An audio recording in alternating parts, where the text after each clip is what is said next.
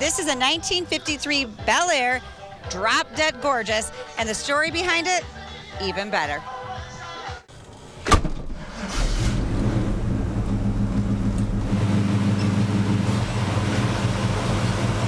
One look at this lead sled slip sliding down the road, and you're sure to stop and stare.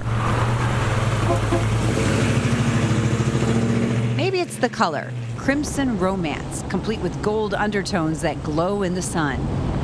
If you had to characterize this car's story, how would you characterize it? Unusual. Or the fact that you won't see another 53 Bel Air like it. I've changed just about everything on the car. It's chopped 3 inches, sunk the top, 56 Packard taillights, skirts are handmade, headlights are Frenched and sunk. Just a lot of little custom tricks that I picked up over the years. A 2-door hardtop and true beauty, born from the elbow grease and imagination of Mike Neely, a gearhead who grew up in Flint and has had his head under the hood of a car since he was about 9 years old. Work on them in the backyard, pulling motors with a limb of a tree and stuff like that. He custom built the most famous car at Back to the Bricks. Its image is all over town, and Mike's just hoping for a good spot. I believe they'll have us on the flat lot this year. But the headline in this car's incredible story is that it almost didn't make it out of the garage. It was a friend of mine that bought the car, and he was going to customize it. And he lost courage, I should say. Mike told his friend he would put in an hour working on the Bel Air for every hour his friend helped him in the garage. His friend never showed. So I pushed it over into a corner, put all the parts inside of it, and covered it up. It sat there for 23 years. 23 years later, his friend would turn the keys over to him.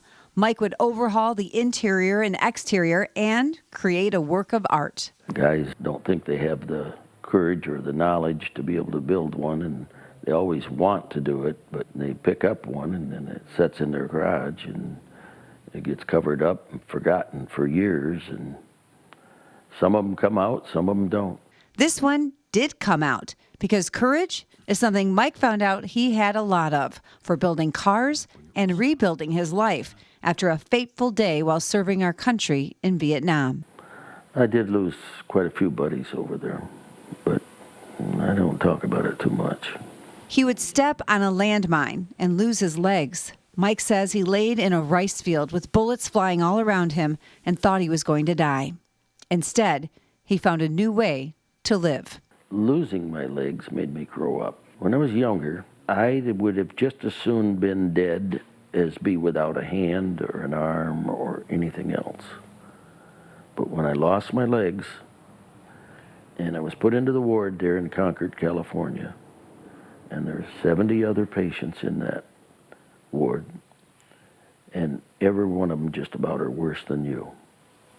As a result of that, you see what they can do. You can't feel sorry for yourself. So you end up waking up, growing up, and getting the job done, whatever you have to do. For Mike, that meant returning to his first love, working in Flint garages doing body work, then starting his own business, Russellville Auto Center. He tried wearing prosthetic legs, but found in the garage, they just got in the way. They were too cumbersome, and you're getting around these old cars, you scratch them and bend them, and then I just set them aside and never went back to them. Mike would use his skills to customize cars for the eye and to adapt vehicles so he could drive just about anything without his legs. And he shrugs it all off like it was all in a day's work. I don't consider myself nothing special or an inspiration. I just have a handicap that I have to deal with, and it's just part of my life, and I don't consider it special. But Mike Neely's legacy is pretty special. This year, Back to the Bricks will highlight his 53 Bel Air and also the man who not only has a long history of building cool cars, but helping others find the courage to put their dreams on the road. And we want to thank Mike for sharing his story with us. His story in his car wouldn't be complete, though, without mentioning that his wife, Linda, is responsible for that gorgeous interior. That's right. She is a seamstress, and she did all of the upholstery and is right by his side in the garage. And when they are out cruising, they were here tonight. They were here tonight. That is, unless she's cruising in her own 65 Mustang convertible. Beautiful car, and very touching and gorgeous. Inspiring story, too. Yes, when you see him out on the course today, or the cruising around, or on the flat lot, he hopes to have a good spot, which I would think he should. I think he will. Make sure you wave and say hello and tell him thank you. What an incredible story.